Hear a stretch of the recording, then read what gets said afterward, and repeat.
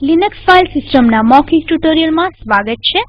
હું ઉબુન્ટુ 10.4નો ઉપયોગ કરી રહી છું। અમે ધારીએ છીએ કે તમને લિનક્સ ઓપરેટિંગ સિસ્ટમ ઉપર કાર્ય કરવાનો અનુભવ હશે અને આદેશો વિશે થોડું જ્ઞાન ધરાવતા હશો। જો તમને અભિરુચિ હોય તો તે વેબસાઇટ http://spoken-tutorial.org પરના અન્ય મૌખિક ટ્યુટોરિયલ ઉપર ઉપલબ્ધ છે। નોંધ લઈએ કે લિનક્સ કેસ સંવેદનશીલ છે। જો ઉલ્લેખેલ ન હોય તો બધા આદેશો સાદા અક્ષરમાં જ લેવાય છે। લિનક્સમાં મોટાભાગે બધું ફાઇલ જ છે। તો ફાઇલ છે શું? ફાઇલ એ છે જ્યાં આપણે આપણા માહિતી પત્રક અને અન્ય પત્રોનો સંગ્રહ કરીએ છીએ। આ જ પ્રમાણે લિનક્સમાં ફાઇલ એક માહિતી સંગ્રહક પેટી છે। હવે ડિરેક્ટરી શું છે? આપણે ડિરેક્ટરીને ફાઈલો અને બીજી અન્ય નિમ્ન ડિરેક્ટરીઓનો સંગ્રહ માની શકીએ। ડિરેક્ટરી આપણી ફાઈલોને વ્યવસ્થિત રીતે આયોજિત કરવામાં મદદ કરે છે। વિન્ડોઝમાં આપણે જેને ફોલ્ડરો કહીએ છીએ આ એના જેવું જ છે। તે જુદા જુદા ઉપયોગકર્તાઓને તેમની પોતાની ડિરેક્ટરીઓ રાખવા પરવાનગી આપે છે જે બીજા કોઈ ખોલી કે બદલી ન શકે તેવી ફાઈલો ધરાવે છે। જો કોઈ ડિરેક્ટરી ન હોય તો સિસ્ટમ પરની બધી ફાઈલોના નામ અનન્ય હોવા જરૂરી છે જેને જાળવવું ઘણું મુશ્કેલ છે।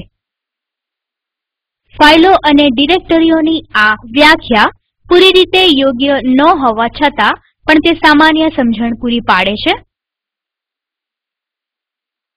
વળી તેના સમાવિષ્ટો જોઈએ તો ફાઈલ, નામ અને તેના ગુણ અથવા વહીવટી માહિતી જે ફાઈલના નિર્માણ અથવા બદલાવની તારીખ અને તેની પરવાનગીઓ ધરાવે છે। ફાઈલના ગુણ તેના આઇનોડમાં સંગ્રહિત છે જે ફાઈલ સિસ્ટમમાં માહિતી ધરાવતું એક ખાસ સ્થળ છે જે ફાઈલનું પરિમાણ અને ડિસ્ક ઉપર ફાઈલ ક્યાં સંગ્રહિત છે તેની માહિતી આપે છે। સિસ્ટમ ફાઈલના આઇનોડના આંકડાનો ઉપયોગ કરે છે। ડિરેક્ટરી રચના આપણી સુવિધા માટે ફાઈલને નામ આપે છે કારણ કે આપણા માટે વિશાળ આંકડાઓને બદલે નામ યાદ રાખવું વધુ સરળ છે। તેની આ સરળતાભરી વ્યાખ્યાથી વિપરીત ડિરેક્ટરી અન્ય ફાઈલોને વાસ્તવમાં સંગ્રહિત નથી કરતી। તે પોતે જ એક ફાઈલ છે જે આઇનોડના આંકડા અને અન્ય ફાઈલોના નામ ધરાવે છે। વાસ્તવમાં લિનક્સમાં 3 પ્રકારની ફાઈલો છે। એક નિયમિત ફાઈલો અથવા સામાન્ય ફાઈલો જે અક્ષરોની હારમાળા રૂપે માહિતી ધરાવે છે। 2 ડિરેક્ટરીઓ જે આપણે આગલી બારીમાં જ જોઈ। 3 ડિવાઇસ એટલે કે ઉપકરણ ફાઈલો લિનક્સમાં બધા હાર્ડવેર ડિવાઇસ અને પેરીફેરલ ઉપકરણોને સંબોધિત કરે છે। સીડી, હાર્ડ ડિસ્ક કે યુએસબી સ્ટિક આ બધું જ લિનક્સમાં ફાઈલ છે। પણ એમ કેમ છે? તે સામાન્ય ફાઈલની રીતે જ આ બધા ડિવાઇસને વાંચવા અથવા લખવામાં મદદ કરે છે। લિનક્સની બધી ફાઈલો સંબંધિત છે। ટૂંકમાં એ પણ આપણી જેમ એક પરિવાર રૂપે હોય છે। ડિરેક્ટરી જેમાં થોડીક ફાઈલ અને સબ ડિરેક્ટરીઓ સંગ્રહિત છે તે એકબીજા સાથે વડીલ વારસનો સંબંધ ધરાવશે। આ લિનક્સ ફાઈલ સિસ્ટમ ટ્રીને સ્વરૂપ આપે છે। સૌથી ઉપર મૂળ આવે જે ફ્રન્ટ સ્લેશથી દર્શાવેલ છે તે બધી અન્ય ફાઈલ અને ડિરેક્ટરીઓ ધરાવે છે। જો આપણે સાચો માર્ગ જાણતા હોઈએ તો તે એક ફાઈલ કે ડિરેક્ટરીથી બીજા ઉપર જવા સરળ માર્ગદર્શન આપે છે। આપણે લિનક્સ ફાઈલ સિસ્ટમ ઉપર કાર્ય કરી રહ્યા હોવાથી આપણને લાગે છે કે આ વૃક્ષ ઉપર આપણે આગળ વધી રહ્યા છીએ। એક આદેશ અને તમે એક સ્થાનેથી બીજા સ્થાને પહોંચી જશો। રસપ્રદ છે ને? તે સાચું જ એમ કરે છે આપણે જોઈશું। જ્યારે લિનક્સ સિસ્ટમ ઉપર આપણે લોગિન થઈએ ત્યારે સામાન્ય રીતે આપણે હોમ ડિરેક્ટરીમાં હોઈએ છીએ। હવે ટર્મિનલ ઉપર જઈએ। Ctrl+Alt+T ઉબુન્ટુમાં ટર્મિનલ શરૂ કરવા મદદ કરે છે। જો કે આ આદેશ બધી યુનિક્સ સિસ્ટમ ઉપર કાર્ય કરતો નથી। ટર્મિનલ શરૂ કરવાની સામાન્ય પ્રક્રિયા અન્ય મૌખિક ટ્યુટોરિયલમાં સમાવેલ છે। હોમ ડિરેક્ટરી જોવા કમાન્ડ પ્રોમ્પ્ટ ઉપર એચો ખાલી જગ્યા $home કેપિટલમાં લખીએ અને એન્ટર કળ દબાવીએ। આ આપણી હોમ ડિરેક્ટરીનું પંથનામ આપે છે। આપણે એક ડિરેક્ટરીથી બીજી તરફ જઈ શકીએ।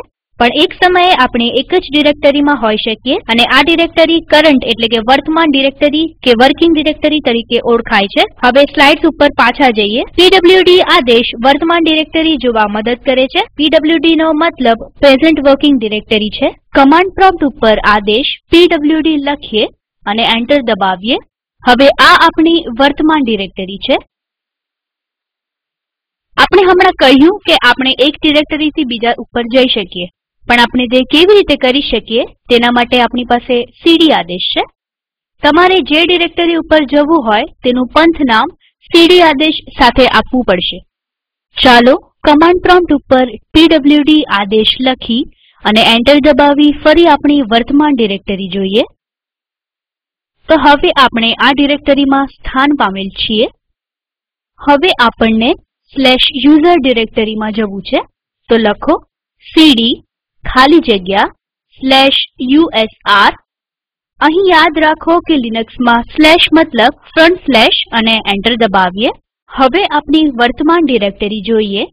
પીડબ્લ્યુડી લખીએ અને એન્ટર દબાવીએ. હા, આપણે /user ડિરેક્ટરી ઉપર આવી ગયા છીએ. અહીં મુશ્કેલી બહુ લાંબા પંથનામની છે. આનું કારણ સળંગ પંથનામ છે જે મૂળ ડિરેક્ટરીથી શરૂ થતો આખો પંથ દર્શાવે છે. તેના બદલામાં આપણે સાપેક્ષ પંથનામનો ઉપયોગ કરી શકીએ જે વર્તમાન ડિરેક્ટરીથી શરૂ થાય છે. અહીં આપણે બે વિશિષ્ટ અક્ષરો જોઈશું. બિંદુ જે વર્તમાન ડિરેક્ટરી દર્શાવે છે અને બિંદુ બિંદુ એ વડીલ ડિરેક્ટરી દર્શાવે છે. ચાલો હવે સીડી આદેશ ઉપર સંક્ષિપ્ત સત્ર લઈએ. કોઈ પણ શબ્દ વગરના સીડી આદેશનો ઉપયોગ હોમ ડિરેક્ટરી ઉપર પાછા જવા માટે થાય છે. કમાન્ડ પ્રોમ્પ્ટ ઉપર આદેશ સીડી લખી અને એન્ટર દબાવીએ. હવે પીડબ્લ્યુડી આદેશથી આપણી વર્તમાન ડિરેક્ટરી તપાસીએ. તો હવે આપણે આપણી હોમ ડિરેક્ટરી /home/gnuhataમાં જઈએ. ચાલો હવે મ્યુઝિક ડિરેક્ટરી ઉપર જઈએ. આદેશ સીડી ખાલી જગ્યા મ્યુઝિક કેપિટલમાં M લખીએ અને એન્ટર દબાવીએ. હવે આપણી વર્તમાન ડિરેક્ટરી તપાસવા આદેશ પીડબ્લ્યુડી લખી અને એન્ટર દબાવીએ. જુઓ, આપણે /home/gnuhata/music ઉપર આવી ગયા છીએ.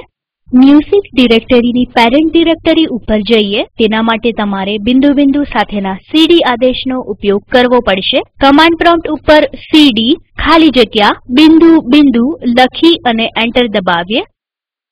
હવે આપણી વર્તમાન ડિરેક્ટરી પીડબ્લ્યુડી લખી તપાસીએ. આપણે ફરી /home/gnuhataમાં છીએ. હવે એક બિંદુના ઉપયોગથી વર્તમાન ડિરેક્ટરીની સબ ડિરેક્ટરી ઉપર જવા પ્રયત્ન કરીએ. કમાન્ડ પ્રોમ્પ્ટ ઉપર સીડી ખાલી જગ્યા બિંદુ /documents/ લખી એન્ટર દબાવીએ. પીડબ્લ્યુડી દ્વારા વર્તમાન ડિરેક્ટરી તપાસીએ. આપણે /home/gnuhata/documents ઉપર છીએ. ચાલો હું Ctrl+L દબાવી પડદાને સાફ કરું તો તમે બરાબર જોઈ શકો. સીડી આદેશ દ્વારા હોમ ડિરેક્ટરી ઉપર પાછા જવા સીડી લખી એન્ટર દબાવીએ. પીડબ્લ્યુડી દ્વારા ફરી વર્તમાન ડિરેક્ટરી તપાસીએ. આપણે /home/gnuhata ઉપર છીએ. સાપેક્ષ પંથમાં આપણે સ્લેશ દ્વારા અલગ કરેલ કેટલા પણ બિંદુ બિંદુને જોડી શકીએ છીએ. આ બારીમાં આપણે ફાઇલ સિસ્ટમનું સ્તરીકરણ જોઈ શકીએ છીએ. મૂળ સૌથી ઉપર છે. હોમ અને બિન મૂળની સબ ડિરેક્ટરીઓ છે. યુઝરનેમ અહીં gnuhata ડિરેક્ટરી હોમની સબ ડિરેક્ટરી છે. તો હવે આપણે /home/gnuhataમાં છીએ. હવે બિન ડિરેક્ટરીમાં કેવી રીતે જઈ શકાય? કમાન્ડ પ્રોમ્પ્ટ ઉપર સીડી ખાલી જગ્યા બિંદુ બિંદુ /bin લખી એન્ટર દબાવીએ. આદેશ પીડબ્લ્યુડી દ્વારા આપણી વર્તમાન ડિરેક્ટરી જોઈએ. આપણે /bin ઉપર છીએ. પ્રથમ બિંદુ બિંદુ આપણને /home/gnuhata થી /home ઉપર લઈ જાય છે. બીજા બિંદુ બિંદુ આપણને /home થી રૂટ ઉપર લઈ જાય છે. હવે સ્લેશ કે રૂટ થી આપણે /bin ડિરેક્ટરી ઉપર આવ્યા છીએ. આદેશ સીડી દ્વારા હોમ ડિરેક્ટરી ઉપર પાછા જઈએ. ડિરેક્ટરી બનાવવા આપણે mkdir આદેશનો ઉપયોગ કરીશું. આ માટે તમારે આદેશ અને ડિરેક્ટરીનું નામ આપવું પડશે અને પછી આ ડિરેક્ટરી વર્તમાન ડિરેક્ટરીની અંદર બનશે. ટેસ્ટડીઆઈઆર નામની ડિરેક્ટરી બનાવવા આદેશ mkdir ખાલી જગ્યા ટેસ્ટડીઆઈઆર લખી એન્ટર દબાવીએ. આ ટેસ્ટડીઆઈઆર ડિરેક્ટરી સફળતાપૂર્વક બનાવે છે. ધ્યાન આપો, અહીં ડિરેક્ટરી સફળતાપૂર્વક બની કે નાશ પામી એવી કોઈ સૂચના મળતી નથી. જો તમને કોઈ એરર સંદેશ ન મળે તો તે આદેશની સફળતા દર્શાવે છે. આપણે સાપેક્ષ અથવા સળંગ પંથનામનો ઉપયોગ કરી કશે પણ નવી ડિરેક્ટરી બનાવી શકીએ, પણ આ જો આપણને અનુમતિ હોય અને આ ડિરેક્ટરીના નામની બીજી ડિરેક્ટરી પહેલેથી જ ઉપલબ્ધ ના હોય તો જ શક્ય છે. આ પ્રક્રિયા દ્વારા તમે ઘણી બધી ડિરેક્ટરીઓ અથવા ડિરેક્ટરીઓની હારમાળા બનાવી શકો. mkdir ખાલી જગ્યા test1 ખાલી જગ્યા test2 લખી અને એન્ટર દબાવીએ. આ આદેશ વર્તમાન ડિરેક્ટરીમાં test1 અને test2 નામની બે ડિરેક્ટરીઓ બનાવશે. mkdir ખાલી જગ્યા testtree ખાલી જગ્યા testtree/test3 લખીએ. આ આદેશ ટેસ્ટટ્રી ડિરેક્ટરી બનાવશે અને તેમાં તેની ટેસ્ટ3 નામની સબ ડિરેક્ટરી પણ બનાવશે. તો આપણે વર્તમાન ડિરેક્ટરીમાં 4 ડિરેક્ટરીઓ બનાવી જેના નામ ટેસ્ટડીઆઈઆર, ટેસ્ટ1, ટેસ્ટ2 અને ટેસ્ટટ્રી છે, જેમાંની પહેલી 3 ડિરેક્ટરીઓ ખાલી છે અને છેલ્લી ડિરેક્ટરી ટેસ્ટ3 નામની સબ ડિરેક્ટરી ધરાવે છે. mkdirની જેમ rmdir આદેશ છે જેનો ઉપયોગ ડિરેક્ટરી કે ડિરેક્ટરીઓ રદ કરવા થાય છે.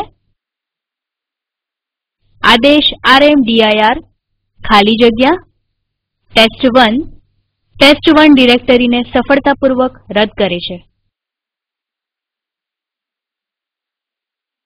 પણ આ રદ ત્યારે જ થઈ શકે જ્યારે ડિરેક્ટરી તમારી હોય. વર્તમાન ડિરેક્ટરી આ રદ કરવાની ડિરેક્ટરીના ક્રમમાં તેની ઉપર હોય અને વળી રદ કરવાની ડિરેક્ટરી ખાલી હોય.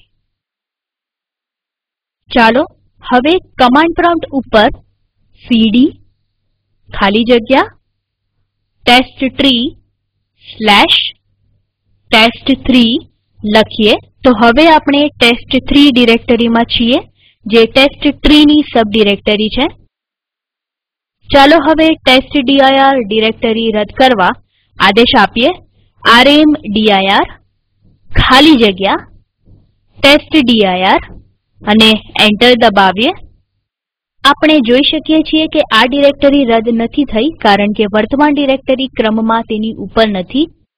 તો આપણને ટેસ્ટડીઆઈઆર ડિરેક્ટરીના ક્રમમાં તેના ઉપરની ડિરેક્ટરીમાં જવું પડશે.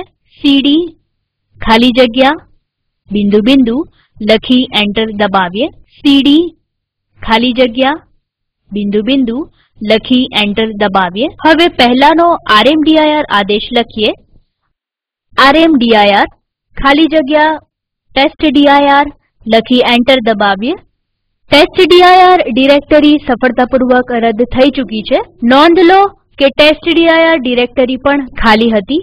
ઘણી ડિરેક્ટરીઓ કે ડિરેક્ટરીઓની હારમાળા એક સાથે રદ થઈ શકે છે. તો હવે ટેસ્ટટ્રી ડિરેક્ટરી અને તેની સબ ડિરેક્ટરીને એક સાથે રદ કરવાનો પ્રયત્ન કરીએ. કમાન્ડ પ્રોમ્પ્ટ ઉપર rmdir ખાલી જગ્યા ટેસ્ટટ્રી ખાલી જગ્યા testtree/test3 લખી એન્ટર દબાવીએ.